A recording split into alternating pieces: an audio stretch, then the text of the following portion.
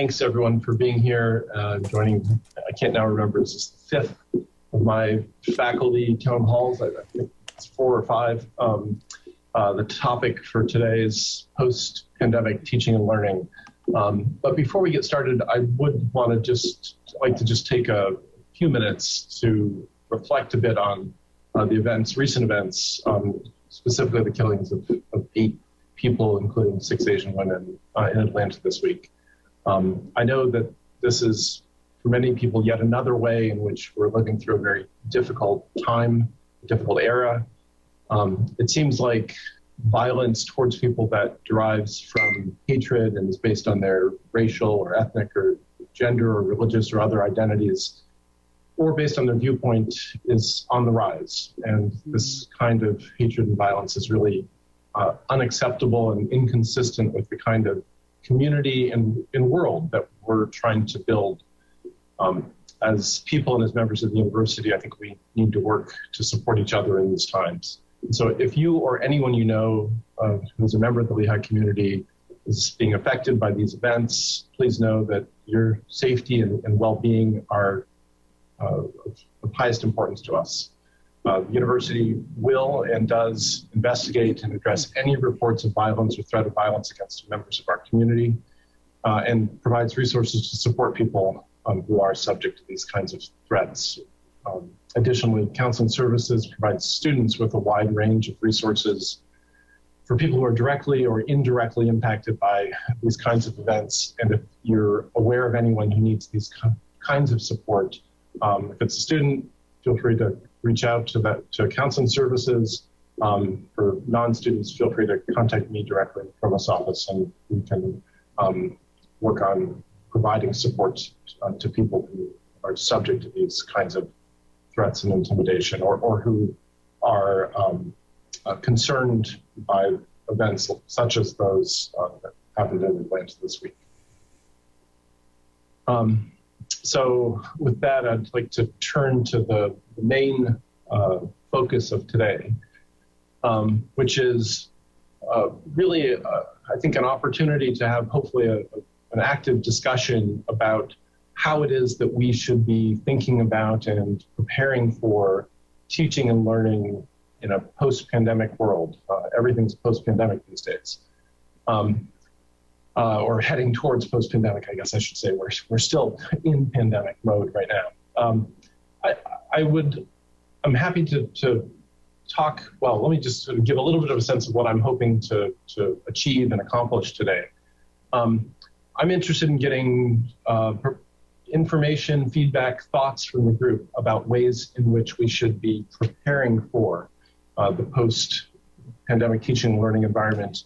I'm interested in details, but also in the sort of bigger picture, higher level questions about the ways in which we here at Lehigh need to change, the way in which universities and higher education may need to change. And I'm very interested in what we've learned over the last year plus about the nature of teaching and learning and how it is that it will probably continue to change going forward.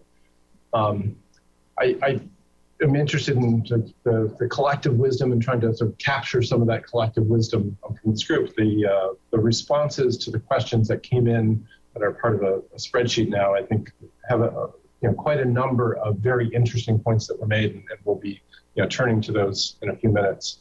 But I would just like to give my view as to where we seem to be headed in the short term, at least with respect to the fall. As was communicated a few weeks ago, the current plan, subject to vaccines continuing to roll out and be produced and continuing to work, is that for undergraduate instruction, the default mode, if you will, is going to be in person. There may be some minority of cases in which there's a shift to something that is partially or potentially even completely remote. But that's got to be, in my mind, driven by academic reasons about the quality of education, the quality of learning that can occur. And that undergraduates need to be given the choice that we're not going to be in a position, I don't want to be in a position to, if you will, force undergraduates to learn remotely, but rather if there are opportunities and courses or elements of our instruction that are done remotely, we need to give undergraduates a choice about that because largely we have presented ourselves and described ourselves, and what they've come here for is an in-person learning environment, and I think we need to be able to continue to provide that as the major focus of what we do. There will be students who need exceptions from in-person instruction because of health issues, students who can't be vaccinated, et cetera. There will likely be students who can't physically be present on campus because of immigration and visa issues. I think the current plan is to treat those, if you will, as exceptions or accommodations and deal with them not quite on a one-by-one basis, but more or less on a one-by-one basis. With respect to graduate education, already previously, prior to the pandemic, more of our graduate education was being done in an online and remote fashion. I think that's the nature of graduate education, especially in our professional and professional master's programs. There's a demand and an expectation that we will be able to deliver instruction remotely in an online fashion, in a hybrid fashion, et cetera. Certainly some of our programs have really embraced that already, and that's an important part of what we do. And so for graduate programs and graduate courses, there will be more flexibility and I'm certain a higher degree of remote learning that is occurring. I think for any situation where we are focused on, where we're providing learning remotely or in an online fashion, one of the key elements of this is that we need to be focused on the quality of the instruction that we're providing. It is, what if nothing else, the pandemic's effects on higher education have shown that many institutions can move, and many individuals can move a course or instructional material online and do at least a mediocre job of that. And so, that is not something that I see. That's not a domain where I think we want to be, is providing mediocre education in any case. And I think that especially given especially in the online space, I think we need to be focused on what the highest quality educational experience and environment we can provide. And that is something that there's ongoing discussions about. There are standards and rubrics around this. Quality Matters is one that has been discussed and proposed. I know that LTS and Center for Innovation in Teaching and Learning provided a framework for what makes a quality online course or online instruction over the course of the summer. I think we need to be very focused on quality, especially in the online domain. And we can't make decisions about teaching remotely versus teaching in person based on our convenience. It really has to be about the kind of education that we're delivering and the expectation and needs of our students. I know that there are a lot of questions that will be asked today about specific elements of it, and some of this came up in the responses to the questions. Is it okay if I run my office hours via Zoom? Is it okay if there's an occasional sort of recorded Zoom or a recorded lecture, or a recorded part of a lecture that I provide as part of an in-person class? All of these things, there are going to be far too many of these specific details that a lot of that's going to have to be worked out at the department level, in discussions with colleagues. But I would say it's absolutely critical that we maintain our focus on providing students with an outstanding educational environment and outstanding educational experience, and that we are getting feedback from students as to their the ways in which we're meeting their expectations and their needs, and the kind of learning that we can provide. I think one of the questions that I've heard many people ask, and that I've been thinking about, is given what we now perhaps better appreciate as the precious nature of the time that we spend in person with students, what are some of the most important things that we can be doing during those in-person experiences? How is it that we can best make use of the time, whether it's in a classroom or a laboratory or in a seminar room? how should we think about the way in which we use that time face-to-face, in person with students, in order to best achieve the goals of providing the best possible education and experience for our students. This notion that we want to sort of value and recognize the value of that in-person experience more highly than before, I think is for me very much a theme of thinking about how it is that we're going to teach and learn post-pandemic. And it relates not just to the classroom experience, but also to the broader campus experience that students have. How is it that we can best use the time that students are on our campus, the time that allows us to play the biggest role in shaping the way that students are thinking, shaping the experiences that students are engaged in, the ways in which we can shape what students are doing, because we know that doing is such an important part of learning. And I think that I'm curious just to hear people's thoughts about some of these issues here today. I'd also like to hear from people about what did they learn in the last year about education, not just about, if you will, online or remote education, but about education full stop. And what did you miss most in the last year about the kinds of education that we used to be able to provide and will be able to provide in the future? I think in some ways recognizing what we missed and the things that we couldn't do will provide important guideposts as to thinking about how it is that we provide educational environments and experiences going forward. And there was a lot of this kind of discussion that was already mentioned in the responses, and we'll certainly pull from that in the discussion going forward.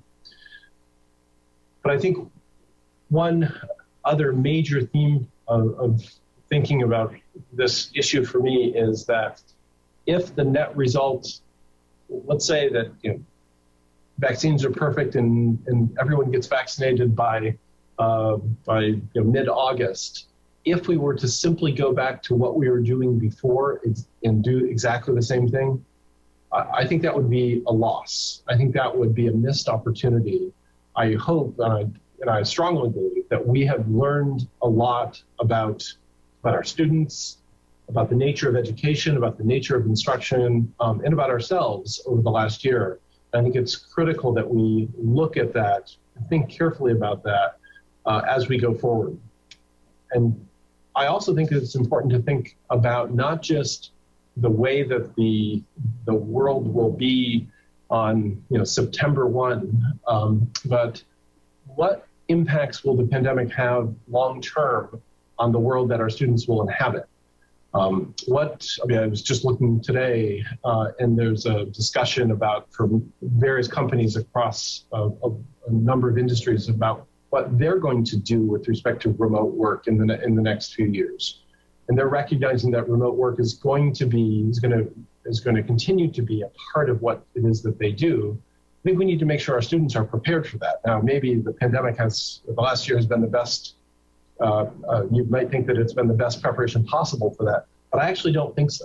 Because I do think that in an environment where there are more choices to be made about whether we do something in person or remotely, we want to make sure that our students are thoughtful about some of those choices. There are many other aspects of the world, the economy, our society and culture that are going to be different in 2 to 5 years. And I think we need to be thoughtful about how it is that we're preparing our students for that. So there'll be certainly time for questions going forward, but and thoughts. But the format for today is I'm going to turn it over to 4 different people. So to Oliver Yao, Deputy Provost for Graduate Education. I think then it'll go to Jennifer Jensen, Deputy Provost for Academic Affairs. Then it's going to go to Greg Reihman, who's the Vice Provost in charge of LPS. Greg, I'm terrible with titles. I say this often. I don't know Greg's actual title. And then Ilena Key, who's our Chief Technology Officer and general guru for all things data and technology related, as far as I can tell. So let's start with Oliver. Oliver, you want to spend a few minutes talking about things related to graduate education? Sure. Thank you, Nathan. Thank you, everybody, for coming, and very happy to be here.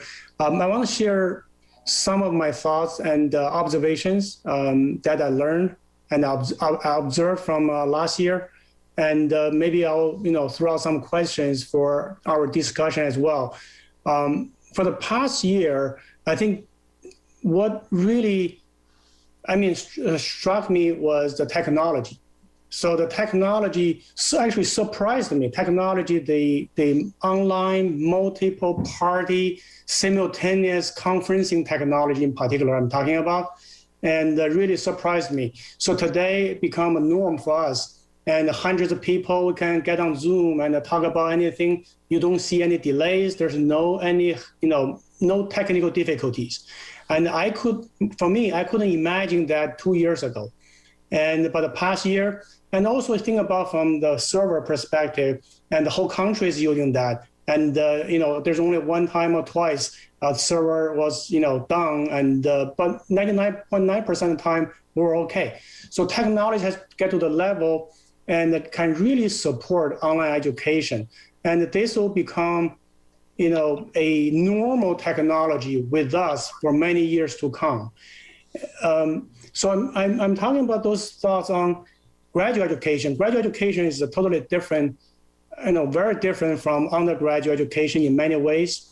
And if you think about Lehigh's graduate programs, we have so many graduate programs, and they are so different. And on one end, we have programs for working professionals with many years experience, and on the other end, we have fifth-year graduate program for fifth-year students. They are pretty much similar to undergraduate students, right? In the middle, we have doctoral students and some other master programs. So the way I'm looking at, is that going forward, of course, there's the impact of online education, but going forward, a lot of our discussion I can see is, are we going to offer online or not? I 100% agree with Nathan. What Nathan just said, that quality should be the first priority to consider whether a program should be offered online or not. I think there's multiple levels in programs features. Some programs are pretty good. They are good for online education, right? Some programs, they are maybe in the middle. Some programs just not good for online education. So there's really no one size fits all that type of strategy for graduate education. For example, the way I look at the learning, graduate student learning, there's a direct learning, and the student, by that I mean learning by listening. Students just sit in the classroom listening to what professor says, right? And there's another learning called learning by observing, vicarious learning. And other students engaging with the professor, discussion, everything. I'm not saying anything, but I'm learning from that interaction. And then there's a third type of learning is experiential learning. I have to learn by doing, right? So some programs, learning by listening may be good for online education, asynchronous education, right? Learning by observing others, maybe asynchronous education. Experiential learning, of course, has to be done maybe in person. So there's really no one size fits all. All programs, they probably need to analyze what would be the best for the program so that they can put together what the program needs to do post-pandemic. And also I think I watched Siva's video. Siva put together a very nice video. I learned one word from Siva's video. It's called co-creation. And pre-pandemic, the actors in teaching mostly two, right? Professor, student. And the post-pandemic, I think there's a three: professor, students, and the technology. So Siva putting his his video as well. And how can we? This is a question for us to discuss. How can we post-pandemic, really, get, as a professor, we, join students and utilize technology. We co-create the best learning experience for our students. And the students are no longer just in the receiving end. They are also, an active actor in this experience. Technology as well shouldn't be just a very passive component of a learning experience, but should be an active, component in the learning experience. And also questions on, how do we best support our faculty teaching these courses, and so that they can engage both in-person students and remote students. And the synchronous kind of delivery versus asynchronous kind of delivery, how can we engage both of them, right? Both type of students, because some programs, they run hybrid mode, they have in-person, they have remote students. And also, how do we support co-curricular activities? I'm saying, some program, maybe some courses online, some courses in person, and or everything's online, and then there's residential experience. It can be, any type of program and structure. So there's a lot of creativity that we can think about over here. And the last question is, given that we're talking about future, right, post-pandemic, and it's about time for us to invest in ourselves. And we have 1 year, and that one's almost gone, and we should probably be thinking about what other new degrees. I'm talking about graduate programs. What other degrees? Well, what other certificates? And for the next 5 and 10 years, that's probably too long. Next 3 to 5 years. And we are in the good position to offer.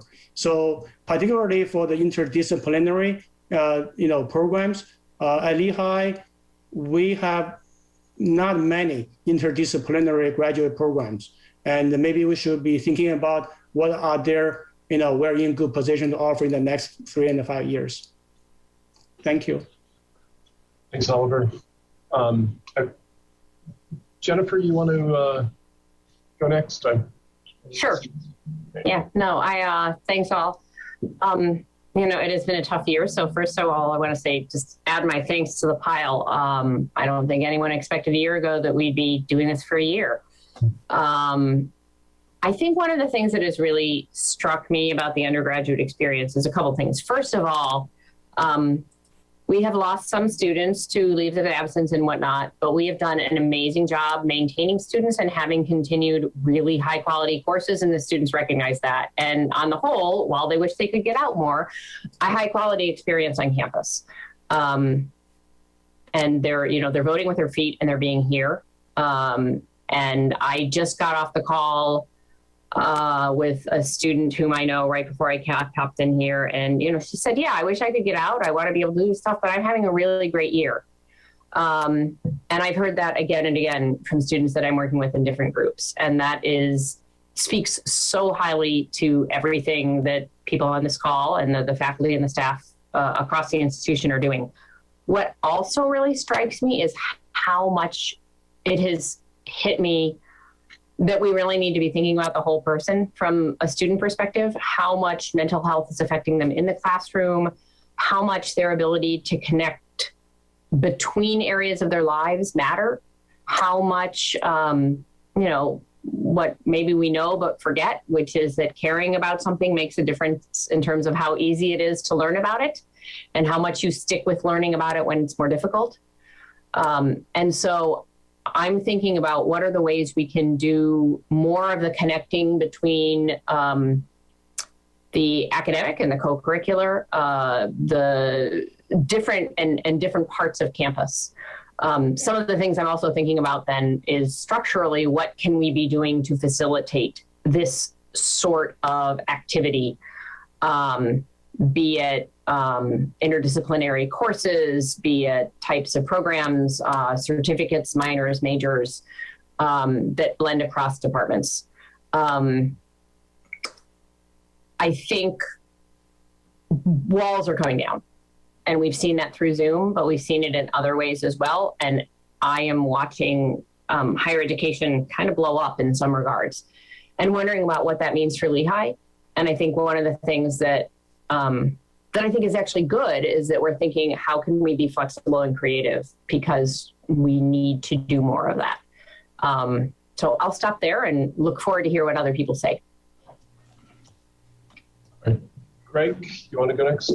Sure, thank you. Yeah, it was almost exactly a year ago, a year and a week, I think, when we were rapidly assembling in the Fairchild Martindale for the first round of workshops related to some of the fundamental elements of transitioning a course into online. And we've had sort of countless interactions with faculty since then, and just echoing what's been said already, but just it's remarkable, I think, what people have accomplished. And what I want to reflect on today, it is a little funny, post-pandemic, right? I want to emphasize this as sort of future-oriented thinking still. We're still in the midst of it. And I know sometimes it's hard to lift your head up and look into the future to see what's coming. But it's nice to have this opportunity to do that. One thing that we've seen consistently when we've worked with faculty members, or I can speak personally, having gone through this myself, like when you create an online course and then you come back into the classroom, you come back into what you thought was back to your ordinary way of teaching, is that you're not the same person anymore, right? You don't think about your subject the same way. You don't think about your students the same way. You don't think about the tools in the same way anymore.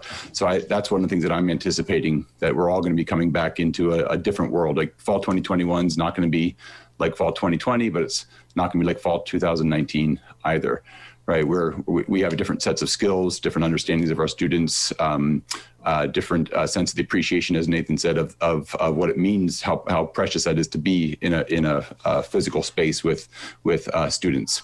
So I want to focus on kind of four topics to pull out some of these ideas.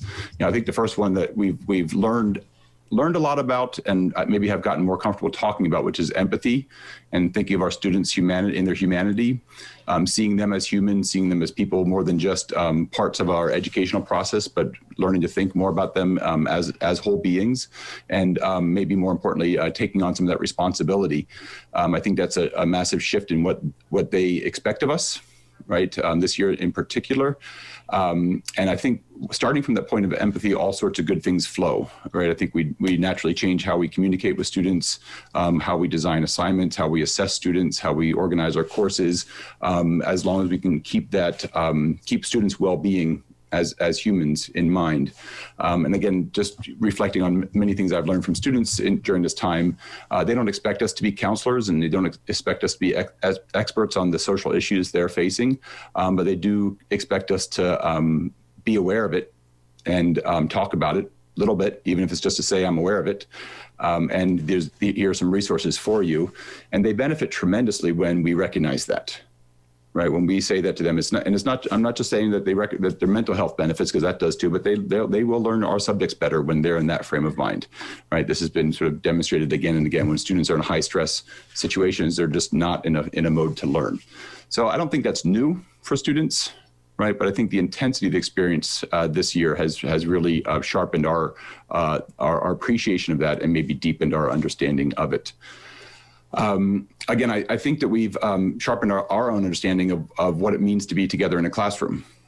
Right. So again, walking back into that, if you anticipate when you're walking back into a classroom with students, right, what we do there has to be better than the video we recorded, right, or the thousands of videos they can see other places online, right? It has to be, Nathan said, it has to be some combination of the information, the content, but then interactivity. And a lot of the things that we really emphasized as we thought about creating these online courses, sometimes transferring that skill back again into the in-person class can really transform nicely what happens there. So again, when I walk into a classroom, I think, what do I have to do to be different than what they would be getting if they were just watching a pre-prepared video? Right. It's got to be more than that. Why are we bringing them into the classroom if it's not more than that? And many of you in your comments that you put down in response to signing up today called attention to some of these things, right? Some of those things are a little bit intangible, and we just know that it's good to be there in the person with them, right? But there's ways that we can really make that into a core learning experience for them. So that's one challenge that I think I would just say we need to think together about how to best use the time we have when we are together in a physical classroom. right? And so, to the answer of what you need in those physical classrooms, that's another question too. How should our classrooms be structured differently to let you do the kind of teaching that you want to do in those classrooms? That's another thing.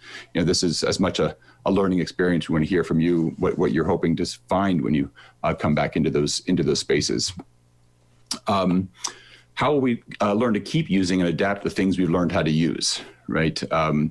It's been said by many others that the pandemic's a great magnifier and an accelerator, right? So in some ways, it really accelerated a lot of work around learning what academic technologies are out there, how to use Zoom, how to teach in these spaces, how to make the most of CourseSite, how to assess students, how to record video that's effective. So which of those things do we want to keep doing? Which of those things do we want to never do again? Right? Those are honest questions that we should be asking ourselves. And again, there's it's going to be very hard to have some universal policy on any of this, but I really hope that there's good conversations with your colleagues and in your department about what that looks like, right? You've learned how to make videos, and maybe none of you had ever even made a video before this, and you've learned that you can't go on too long, right? Your sound quality matters, lighting matters. These sort of things add up to students. But we also know that there's a sort of a danger in that too, right? Once that's recorded and it's in the can, right? There's a temptation to, well, just keep reusing them, just keep reusing that. And that's, that's an opportunity, right? We can keep reusing some of those, reusable course materials is a great way to be more efficient as a teacher. And we also have to realize that the danger there is that it can also become very passive for students, or it can become dated, right? So these are questions that there's no simple answer to, but just wanted to call attention to that. I'm sure we have, tons of instructional material that we've created in the last year. How do we sort of go back and revisit it and think about how do we adapt it? Which stuff should we redo? Which stuff can we reuse? Which stuff should we toss? And so those are all questions. And again, there's no algorithm for that. That's a question I think each of us has to wrestle with our materials. And again, I hope it's collaboratively in consultation with CITL or in consultation with your colleagues as we rethink some of those questions. So many of you commented in the Q&A or the three questions, just again that there were tools that you had heard about but just hadn't ever bothered using, right? And so I want to encourage everyone to think about the return in what we traditionally would call blended learning, right? So blended learning is just, if you're meeting with your students, 2 times a week or 3 times a week.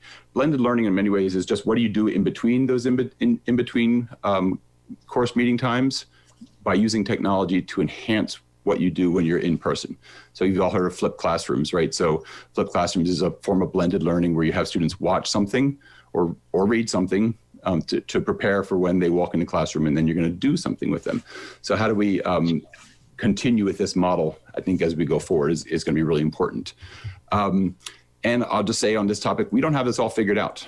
Right, we've tried to provide a range of tools.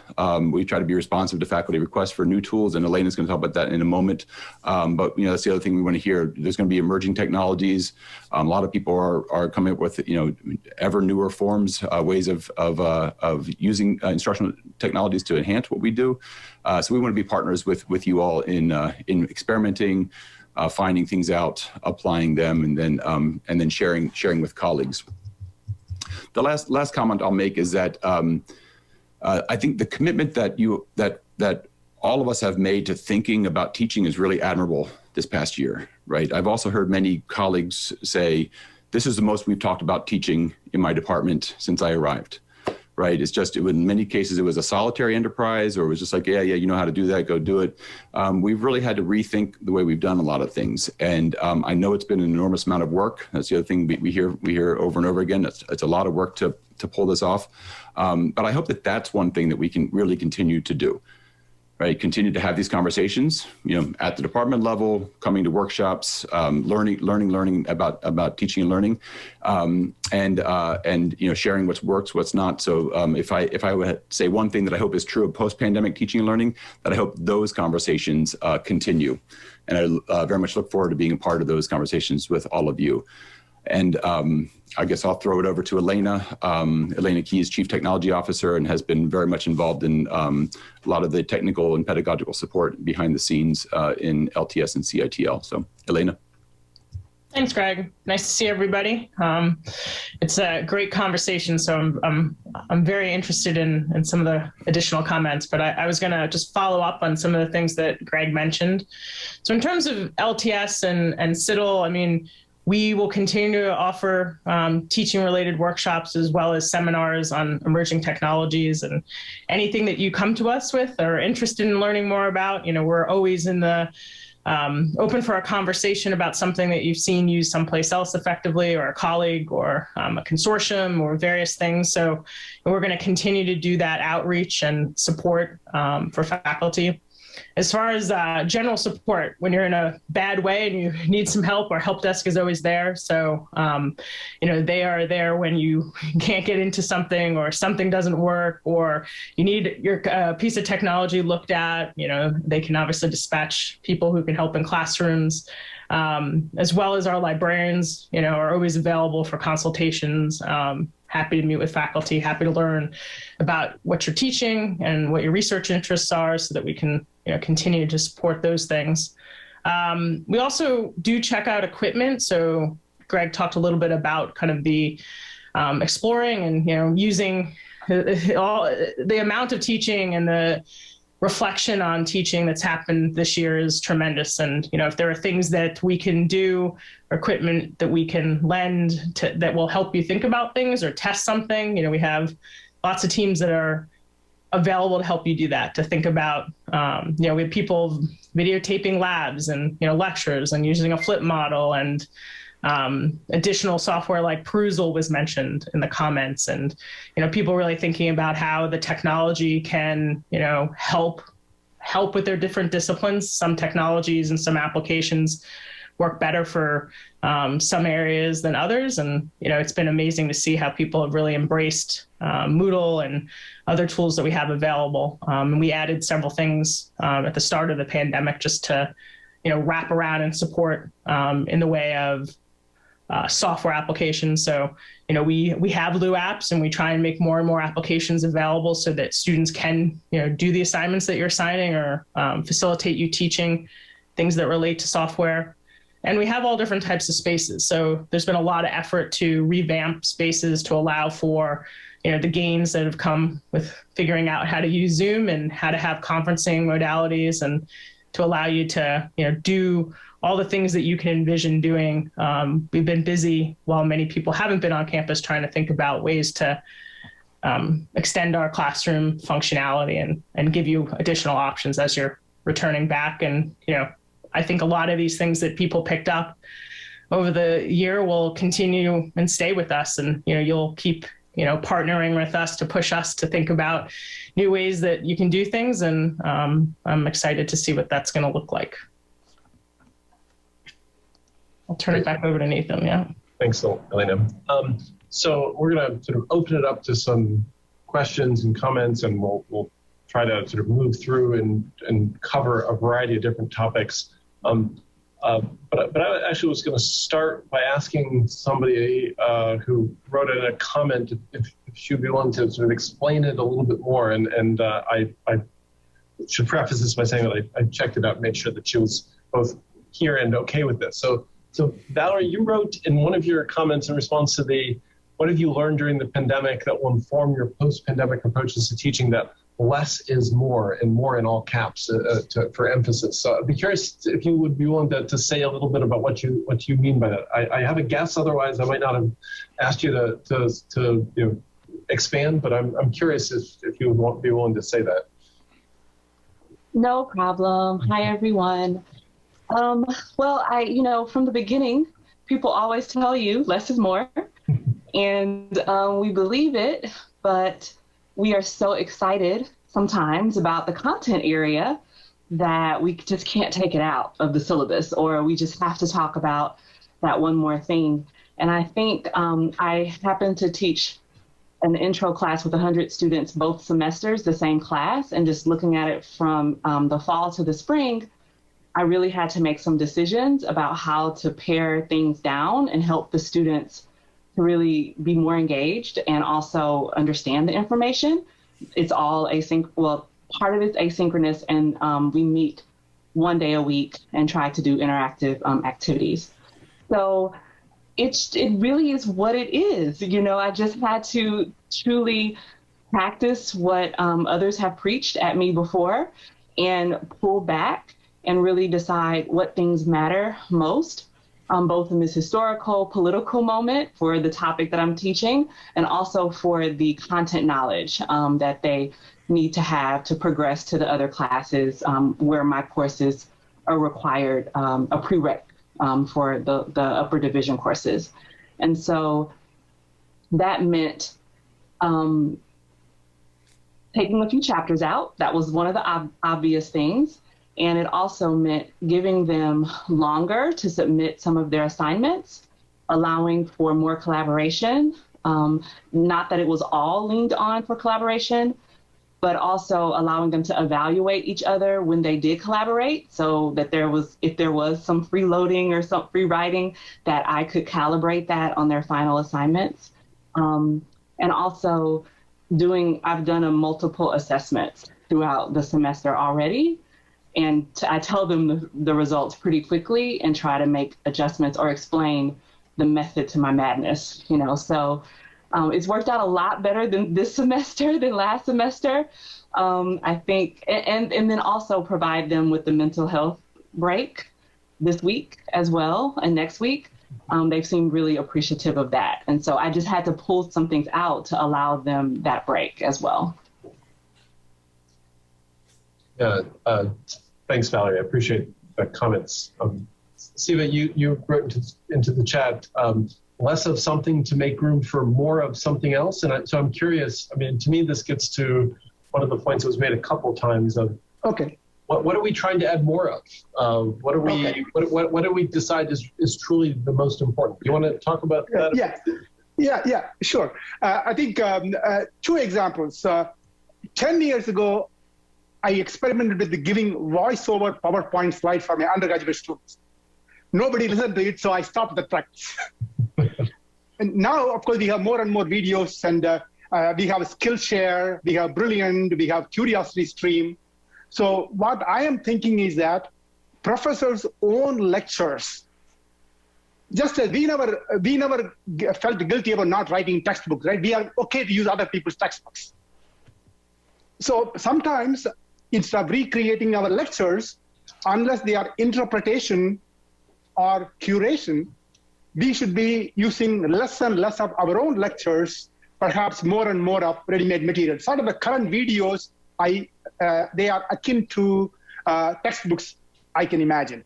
But we do have a big role to play in interpretation, in application, inspiring students to apply theory and practice together. So that is more we have to do, less canned lectures. Do others have thoughts about, this is really the question of more of what and how we should be thinking about making use of the very precious commodity of time in person.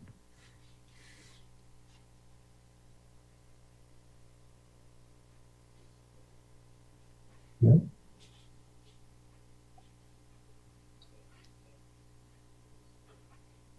Time in person, not so precious? Is that what I'm hearing? Come on. So, Steve? yeah. So, Siva, I have to say that I disagree with you. Okay. Good. So, I'm a mathematician, and I've thought about mathematics for literally half a century. And I think that the most important thing that I provide to my student, or one of the most important, there are many important, but one of the most important things is my interpretation of mathematics. I have a viewpoint. And one of the things I think that is most important to communicate to students is the viewpoint. It's my way of looking at things. It may not be the only right way to look at things, but it is a way of looking at things. It's a way of looking at things that I've come across for decades about thinking about mathematics. Now, when you choose a textbook, you're making a compromise, right? The author has to do something that's kind of related to what you do, but it's certainly not my job to clarify what's in the textbook, right? It's to supplement what's in the textbook. And the more that I use of other people's materials, it's the less of my own point of view that I'm able to communicate. So I think that I want to use the textbook as sort of an irreducible basic. Students need something to refer to. There are facts in the textbook. There are explanation texts they can read. But it's really what I want to use the class time for is to spend as much time as possible, interacting with the students in many ways, but also presenting my viewpoint. And so I don't want to rely on other materials. So I just have a different approach than you do, sir. I think that is what I actually meant. I actually meant, Steve, I was actually supporting your viewpoint. We should spend more on curation, interpretation. That is our interpretation. That is what I meant. So I actually supported your viewpoint. Right. In many ways, some of those videos that we create they might just be a kind of a textbooky type thing, right? That's sort of a replication. In that case, it might be, you might find somebody who's given that particular lecture on something better. But then the ones that you create are the ones that really bring, like you said, your point of view, your interpretation, your local expertise. And again, that's the priceless stuff that students come to Lehigh for, right? That's what they want to get from you. And Steve, I wanted to pull out another thread of something you said, which is, this sort of motivating and inspiring students, right? I mean, I always use the image. I think that we embody the disciplines when we walk into that classroom, right? It's an abstract discipline, but we embody it. And especially I think for 18 to 22-year-olds, that concrete embodiment of the intellectual enterprise is so critical, right? They see you represent mathematics in that moment, or marketing, or sociology, and that's a big responsibility. But thinking about that then allows us to not only draw on the field, but then bring who we are to it, and that's how they see themselves in it eventually as well. So I just think that role, that human element of connection with students, and then connecting to the discipline through us is so vital. Yeah, no, I mean, I think the human element is what's absolutely essential. I mean, that's what I miss most about the teaching in COVID, and no matter how much effort. I mean, I'm willing to admit in front of the entire universe that no matter how much effort I put into doing this online, it's just not the same as doing it in person. I mean, there may be differences, there may be other things we can do, but you miss the human element, and that's to me the essential core of teaching. Mm-hmm. I saw a hand from Katie Glover. Yeah, I just kind of wanted to pose a question of this emphasis on class time to center our points of view. How does that square, or is there conflict with so much active learning pedagogy about facilitating community collaboration? I teach biodiversity and conservation, where honestly it's a lot of areas of the world I have not been to. I'm not the expert to teach on that, whereas I have very international students that might be able to speak to that a little bit. So where do we find that space to best facilitate their learning, their collaboration, their community, and empowerment to express parts of the world that I'm quite honest that I'm not an expert about? How do I also decenter my viewpoint in a lot of this anti-racist dialogue right now about encouraging different perspectives and community in the classroom?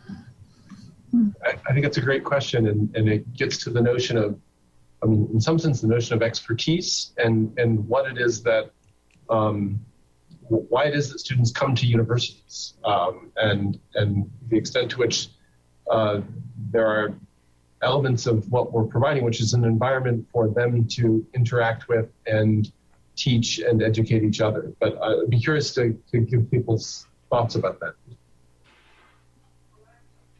Heather, I see something you posted in the chat. Are you willing to sort of verbalize that? Well, I think we've moved on now to what Katie was just talking about. I was just back on the Valerie topic of less is more, but okay. Thanks. So Nathan, can I make a point? Sure, Stephen. Yeah, I think the question about how much of our viewpoint, I think the principles kind of classes, more likely professor may have to do more, because there we are sort of teaching them what, because they don't know the terminology, they don't know definitions, so there we are teaching them. But the more and more the community-based learning, like I'm right now teaching a course titled Future of Marketing for advanced MBA students. There, I am using a list of readings, but basically it is a discussion-based. So more advanced classes, we can get this community-based learning possible. Principles class, perhaps less so. Not impossible, perhaps less so. I want to turn to another topic, and maybe that I think is connected to this as well, this distinction or potential distinction, which is assessment. You know, one of the challenges that I've heard about with respect to remote instruction is assessment, and I mean ranging from really sort of important but operational issues like how to avoid cheating and other forms of making sure that it's students' own work, to much more, I think, fundamental questions about the degree to which our assessments should be ones which reflect the way in which students will have to work and demonstrate proficiency after they leave the university, where there are no things like closed book tests, or I should say closed book tests are a rarity. And so I'm curious as to people's thoughts about this. And Jennifer, I'm going to put you on the spot a bit because I know this is something that you've thought a bit about, and the nature of assessment in our programs, and how it is that the limitations on how we can perform assessments in a remote environment may have shaped our thinking about it in a way that would be longer lasting. Yeah, absolutely. And I think about some of it in terms of what are we doing in terms of, sorry, getting annoying noises behind me. How do we assess both, the first thing is, and I think departments doing more of this, what do we want them to learn? I think I tend to think assessment, when people see someone coming in with assessment, they think, oh God, it's about regrading or putting people in different buckets of, students in different buckets on how they did an assignment. And I think the biggest question often that departments need to ask is, what do we want them to learn, and how do we agree on that? And is that showing up in our classes? And I wonder, how has that differed? How would we answer that question differently this year than last year? I also think that we are working on the enrollment management side of things to try to think about how can we get departments and programs better data so that you might be able to say who's learning and who's not. Where are we losing people in our curriculum? We are talking about how can we do more with software packages and whatnot to provide both departments better tools and individual faculty better tools to help us better serve our students.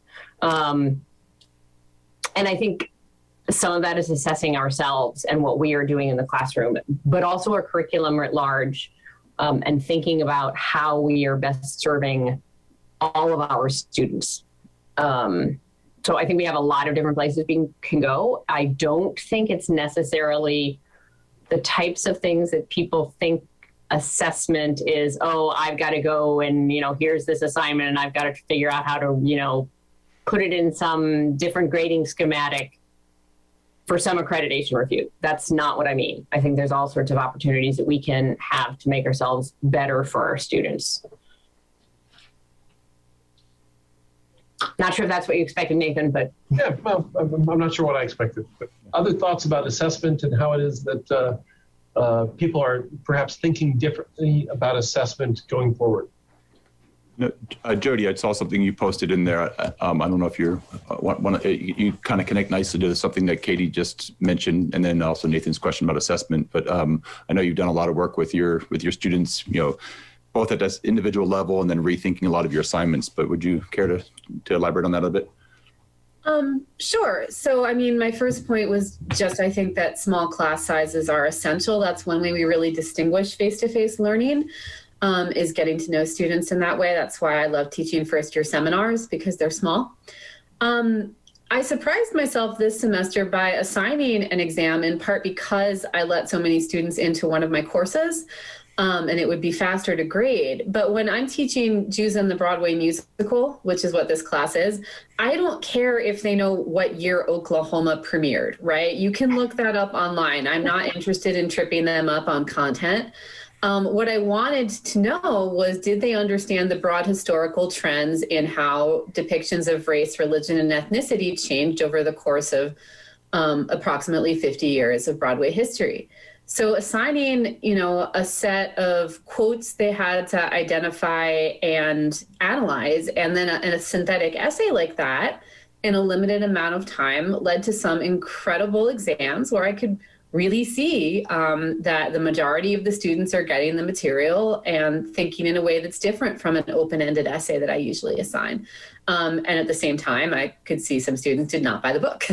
So I really think that I'm not concerned in my field about testing. I think actually the open book exam required them to prepare so that they could find recruit good examples quickly, right?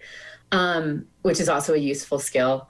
I still, I greatly miss the face-to-face experience. And I really think that we, at least in the humanities, need to emphasize that going forward and emphasize small class sizes. As a small university, that's something we can offer, and we can get them doing creative assignments, which I've also done, or engage them in our research much better when we're in a small classroom. Great. Thanks, Jody. Other thoughts about assessment? Kanjan? So here's a different way of looking at it. And if you go back to fundamentals, back to Bloom's taxonomy, you learn best, or we learn best when we create new things. So creating as the pinnacle of learning in Bloom's taxonomy. And so when I think about learning, I care much more about how you learn how to learn than how to learn specific content. And so the way I think about it, the focus is on creation, and that's creation of new value in so many different ways, whether it's creating new knowledge, new products, new business models, what have you. And learning is a wonderful byproduct that emerges out of critical reflection when you're creating new stuff. And I think creating value should be at the core of how at least that's how I think about education. Can I connect that to, I think, something Katie brought up earlier, which is this idea of giving students a voice in the classroom, right? And it's a productive voice, right? It's a voice where you might model some way of thinking or model some way the discipline works, and then there comes a time when we stop talking and then let them test it out, try it out, create something, get feedback from each other. And, we sort of shift our modality from expert in the room to a little bit more facilitation. And then, but it's not really an either or, right? It's a situation where we have expertise, and we have our perspective, and we have our point of view. And Katie, your example, like places we've been, things we've seen, and we should speak, obviously with some authority on that. And then there comes a time when we open the space up and let the students get used to creating, get used to finding their perspective. And again, we become, I think, the model for that initially, and then they go, right? And so it's blending opportunities with these. And I think when we think about technologies, we want technologies to do both those things, but also when we think about being in a physical classroom, we want to sort of make a mark between when we're doing one versus when we're doing the other. So it's each of those plays a role. So it's helpful. So I want to also, sorry. Right. Can I give one more example? I'm going in a slightly different direction if you were following up. Sure, go ahead, Kate. Okay, so one thing that I did in a class last fall that I think I may continue to do was to have an oral exam for the first time. So this was a statistics research methods class with almost 40 people in it. And I gave both at the midterm and the final, a very small part of what I did was an oral assessment. And I gave them, here are 8 important topics that we've talked about in this part of the term. I will ask you about 2 of them. I'll ask you first just sort of to define it for me. So that low ball question that they all felt like they could prepare for and answer, and then tell me why it's important in the statistics or research methods that we've been talking about. So that slightly more challenging question. And then I just set them up every 5 minutes. They dropped into Zoom and had their 5 minutes to do that. And I had more students say to me, I have learned more and studied more to get ready for that 5 minutes than I ever would have for a multiple choice test or even working through the problems. And it was easy for me to just kind of grade in real time. I did record it in case I wanted to go back and check. But just that sort of, not quite check minus type grading, but fairly close to it. And it aligned perfectly with the other sorts of assessments that were happening. And just the fact that it really made them study and learn the material to prepare for that, I think was a great way of doing it. And I can see doing that even when we're out of the Zoom environment because of the educational benefit for it.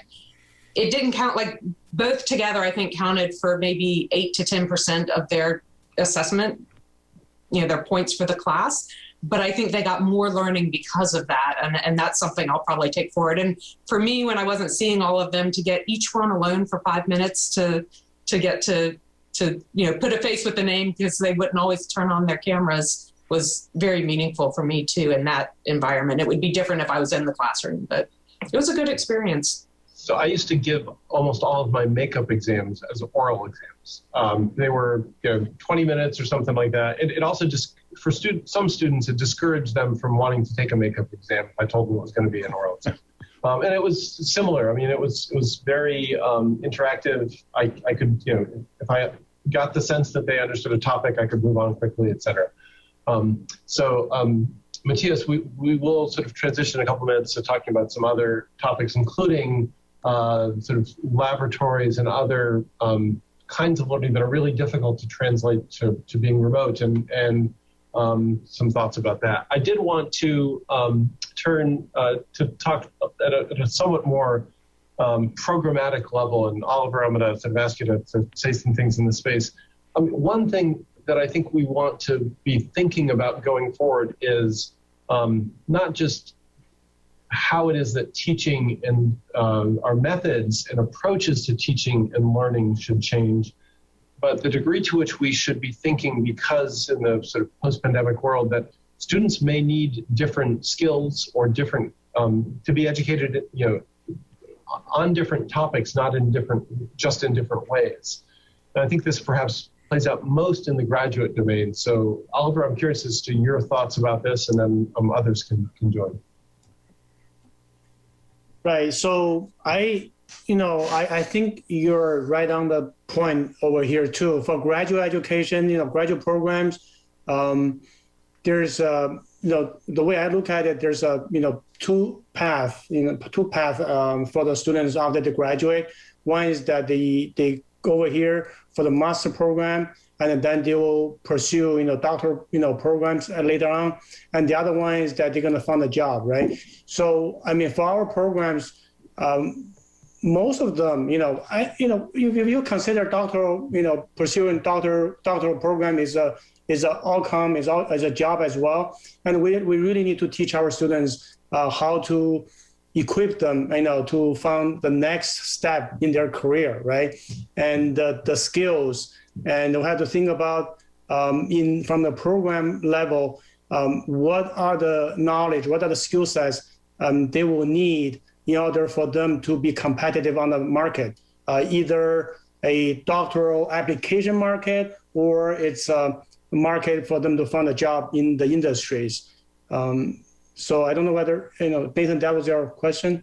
Yeah, no, I think that's good. And I'm curious from the group if there are thoughts about areas where we should be making investments and thinking about developing new programs or expanding existing programs. I mean, just to name one, I think that this experience has taught many people across the society about the ability to instruct remotely. And so I think that instructional design, especially instructional design using technology, is an area where I think there's going to be increased demand. Our College of Education happens to do that and to have programs in that and do it quite well. But I could imagine increased demand in some of those areas. Just curious from the group if there are other thoughts that people have had about new areas that we should be thinking about developing programs, or whether it's whole degrees or whether it's certificates, or just altering what we do now to incorporate some of these new areas. I mean, lots of examples. Certainly, areas around social justice, anti-racism have become centered in many areas, not just within the academy. But this is something that we should be looking at ways in which we can elevate some of the things that we do. But curious as from the group, are there other domains or areas that we should be thinking about? I'd speak up and say that the Department of Biological Sciences has been thinking for a long time that ideally we should be making it possible for many students on campus to have a sense of how science impacts them and their health. And we can't do that because instead of being able to do the kinds of really cool hands-on interactive things with our students from the beginning, we can't even teach small classes to our majors. The semester we're running a class for mostly seniors, a few juniors, and some graduate students. That's 80 students, and that's not unusual for us. So where we can find a way to do the kind of small group discussion things that would be really helpful for students across the board to have an understanding of science and the impact on their lives, whether it's biology or whether it's environmental science or whether it's other areas of science that are really critical, we can't even think about it. And so part of it is having the faculty resources to do that. And we just haven't had that for a long time. And I don't see us getting there anyway soon. Thanks for that. Other thoughts, areas? I mean, well, I think that there are many, this is a moment when there's a real opportunity for our society to gain an appreciation for what is really a Manhattan Project moment that has resulted in us coming to today where across the world there are probably a dozen or so vaccines that have been approved. 10 months ago, I would have told you that I would have predicted that there would be 0 vaccines approved at this point. I think I publicly did predict that there would be 0 vaccines approved at this point because making vaccines is hard. And the fact that we are where we are is remarkable, and I think giving people an appreciation of that is interesting and important. So, other thoughts about areas that we perhaps should be thinking about investing and growing? Nathan, Sharon has her hand up. Oh, sorry. Yeah, go ahead, Sharon. I think you're on mute, Sharon. I'm unmuting. One of the I just come from a session at the National Academy of Sciences on the interaction between health and climate change. And it just seems to me that bringing together in an undergraduate, which we do in environmental studies, but in a graduate program for sustainability, climate, health, and environment should be something that we should be seriously looking at. And particularly in sustainability adaptation in all of these areas. And so that's something that we're really missing here. At the university, we're trying to develop something about that, but it's primarily at the undergraduate level. But at the graduate level, it would seem to me that would be a very attractive program for the university to offer. I would like to turn to really Matthias's question that he posed earlier, which is, I mean, maybe this is my interpretation of your question, Matthias, so feel free to jump in if I misinterpret. There are some things that are very difficult or have, I would argue, are very difficult to teach remotely, things like laboratory courses, and do we need to make special efforts to try and make sure that students who have been if you will, deprived of some of those environments, sort of gain the skills and knowledge that we expect them to have? Should we be thinking differently about, some of whether it's laboratories or studio arts or some of these learning by doing kinds of activities and the ways in which we emphasize or elevate that? But that's my version. Tell me if that's close to accurate. Very good. Thank you.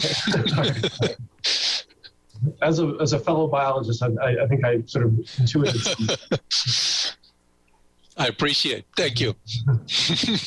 The thoughts about that? How should we be thinking about some of those kinds of experiential, immersive learning opportunities that have been displaced, and what it is that we should be doing about them? Nathan, may I just add a word before we go to that. So I just wanted to add that, well, I'm a cell biologist and I do like to teach labs because I really believe in learning through doing things. And so I was able in spring and fall last year to start a cell biology lab. Unfortunately, I couldn't finish in both semesters.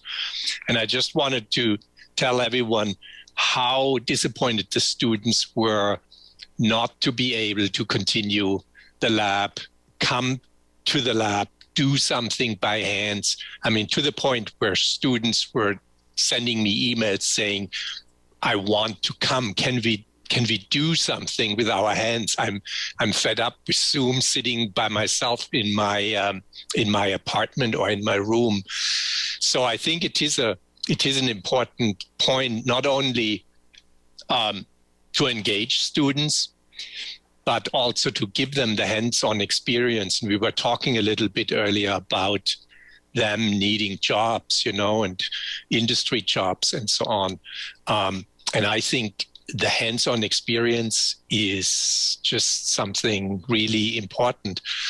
And watching, I mean, there are journals and websites where you can watch movies of experiments, but it's just so different. So we need to really think about how we can do that in a post-pandemic area or in a new pandemic area that may follow, I mean, this virus is mutating.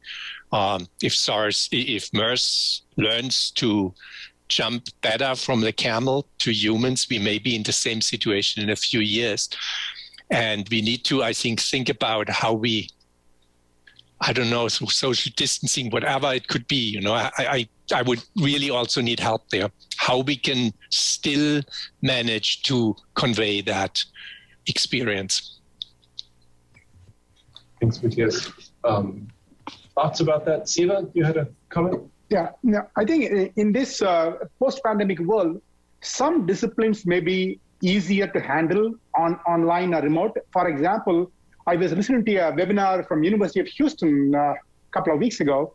They have this project-based learning for all their students, and they are basically having, now they are going online internships for most, if not all their students. So perhaps in business, more online things are possible because we are still using computers and knowledge and information rather than what Matthias is talking about, labs and test tubes. So probably in some disciplines, online and remote is more possible than others. Yep. So in terms of online internships and the like, I'm curious if people's sort of experience with some of this. So I know, Kanchan, you've done some of this through the Creative Inquiry Program. So you want to sort of talk a little bit about some of the things that you've seen that have been successful? Sure. I need to find a quieter place because my kids just got home. Okay. Oh my God. Whew, sorry about that. And so well, we are all multitasking, it looks like, no?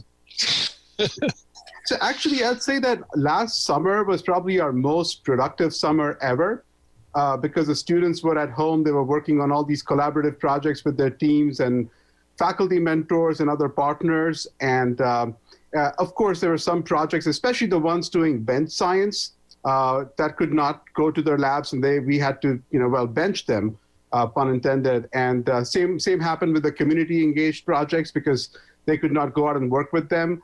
But otherwise, the fact that they were all, they didn't have many distractions. They were working on something they truly believed in, and they had the regular kind of mentorship from their faculty. That was a very successful model. So, I can talk about something in particular, but I think that it comes down to the emotional engagement that students have with the projects. And if they're really invested in it, they do amazing things, remote or not.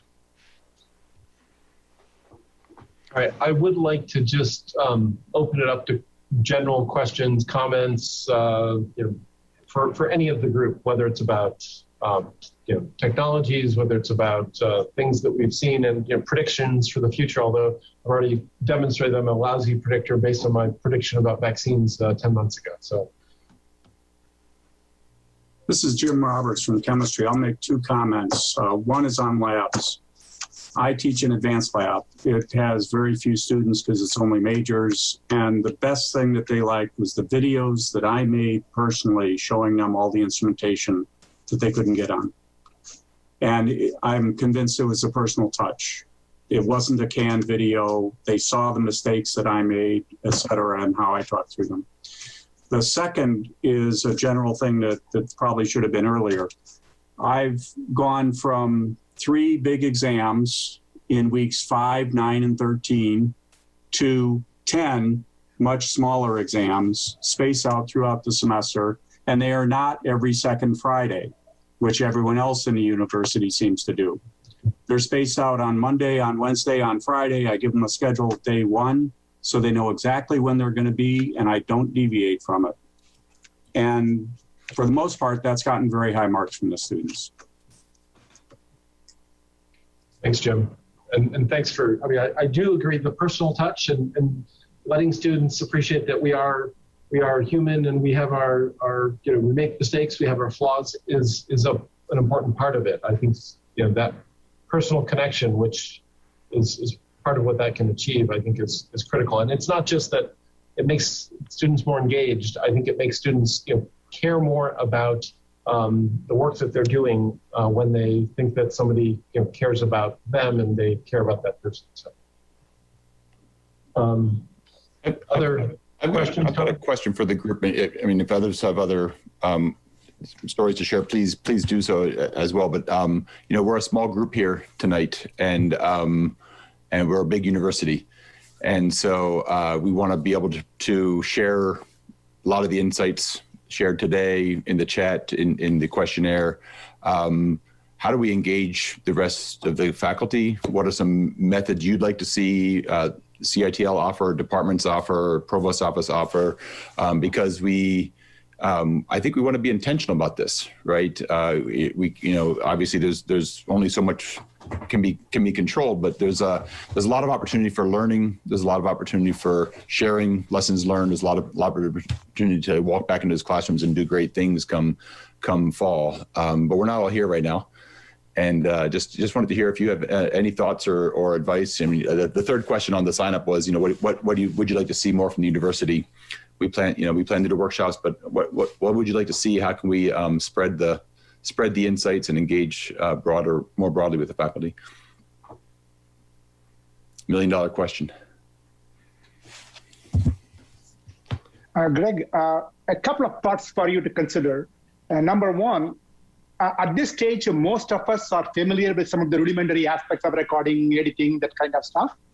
One possibility, the next stage of your training or demonstration might be, for those of people who are interested in learning a little bit more, it may be more on one-on-one. Are you willing to provide a 1-hour session, 2-hour sessions? It could be 1 or 2 people where we are not learning the basics. We know the basics, but we want to go to the next level in terms of integrating things, integrating text, that kind of. That is one I am thinking about.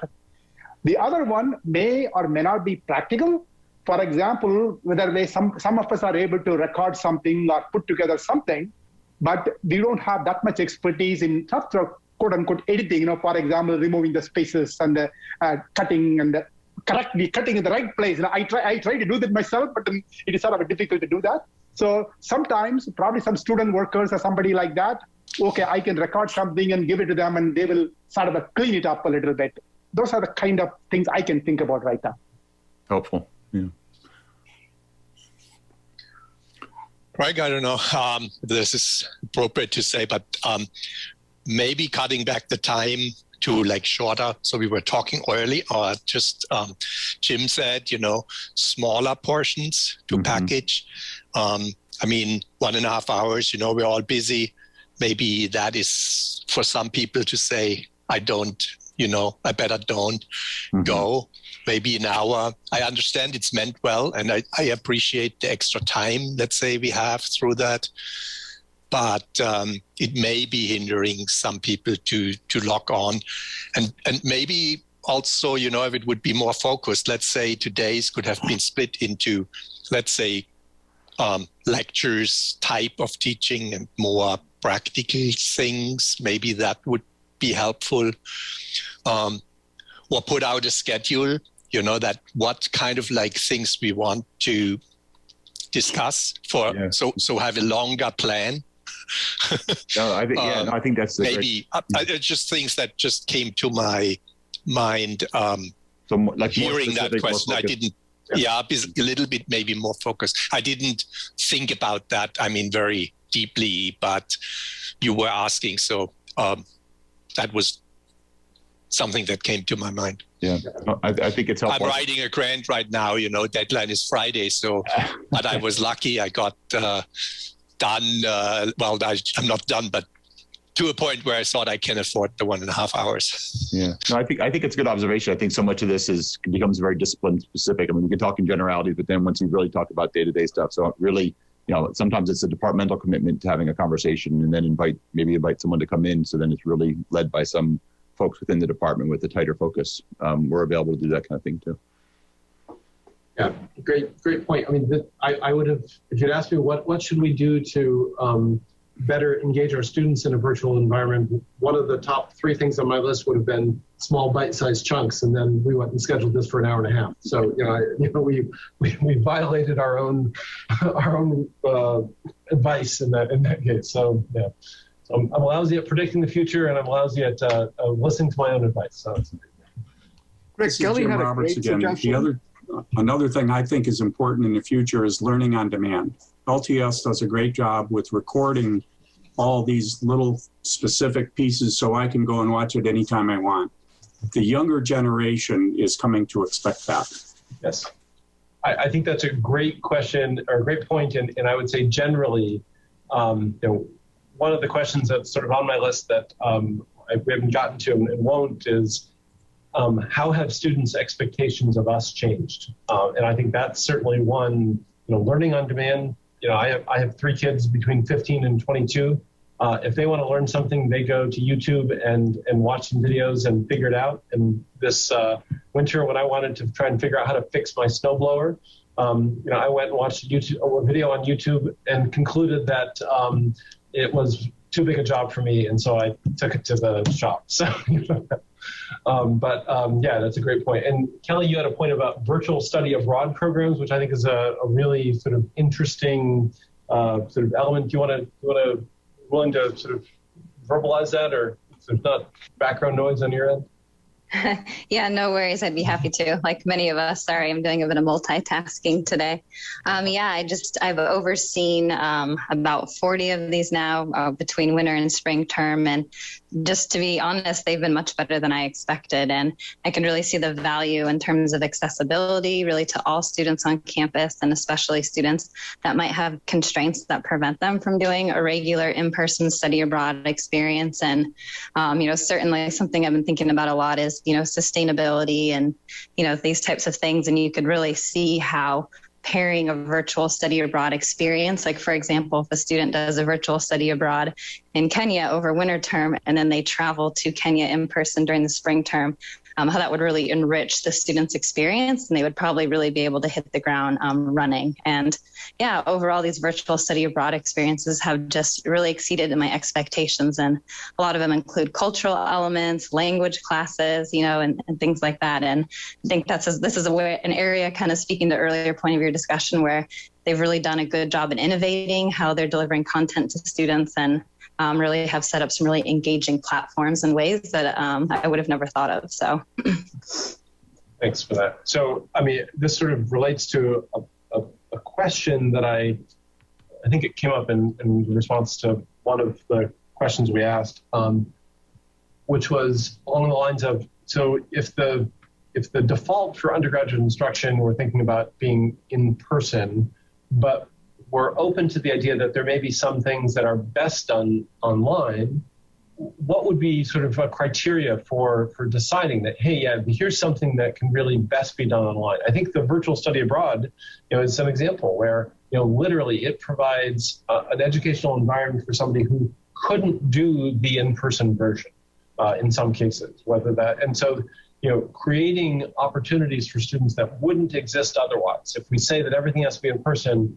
but we can do certain things remotely, what is something that would be, just completely unavailable without having a remote, sort of version of that? I think that's one, way that I'm thinking about, some of the value there. And, similarly, in some cases, we can bring people to a classroom virtually that we could never bring to the classroom if we had to physically get them to the classroom.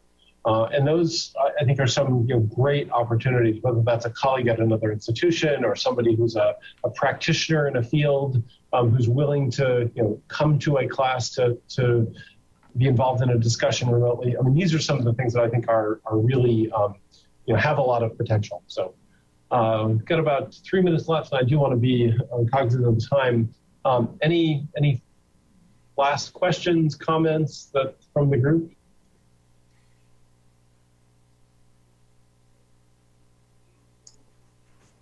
I would say thanks to LTS for all their support across the board for the past year and however many weeks it's been.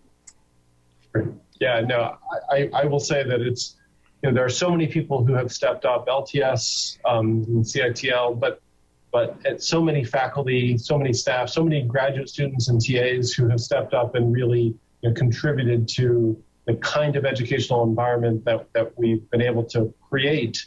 And I do think that we just want to make sure that we capture the best of this and capture the ways in which this has led us to think more deeply and more intentionally about the teaching that we do in order to improve and elevate what we do for our students going forward.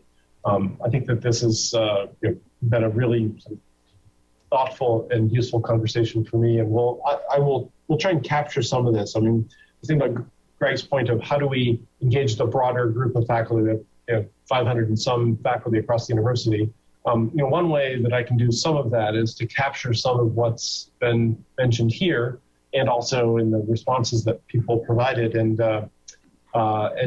just sort of summarize and elevate some of those, and convey some of those points to the whole group. So really appreciate the time of the whole hour and a half. Apologies, but yeah, it's been really sorry that I said that. So I guess I will be punished for that in the future. You made us all look at the clock. That's for sure. That's right. I'm sensitive to this because I completely agree. It was accurate. That's one. So yeah, no, if I don't do what I say, then shame on me. So I appreciate it. So, all right. Thanks, everybody. Appreciate the time and the thought. See you all.